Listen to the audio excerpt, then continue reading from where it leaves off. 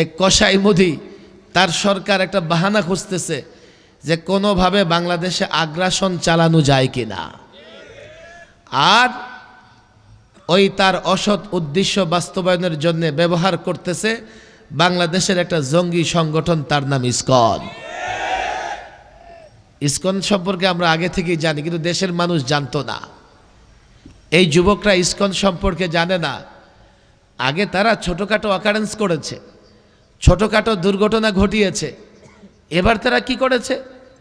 আরে যে আদালতে মানুষ নিরাপত্তার জন্য যায়, যে আদালতে মানুষ ন্যায় বিচারের জন্য যায়, যে আদালতে মানুষ অধিকারের জন্য যায়, যে আইনজীবী মানুষের অধিকারের পক্ষে লড়াই করে, যে আইনজীবী আদালতে আর্গুমেন্ট করে তার ক্লায়েন্টের পক্ষে, আদালতে মামলা মুভ করে, মামলা রুজু করে তার ক্লায়েন্টের পক্ষে মানুষের অধিকারের জন্যে, আদালত প্রাঙ্গণে একজন মুসলিম আইনজীবীকে এতটা নির্মমভাবে হত্যা করা হয়েছে, একথা প্রমাণ করে তাদের এই হত্যাকাণ্ডের মাধ্যমে একথাই প্রমাণিত হয় ইসকন ভয়াবহ সন্ত্রাসী সংগঠন।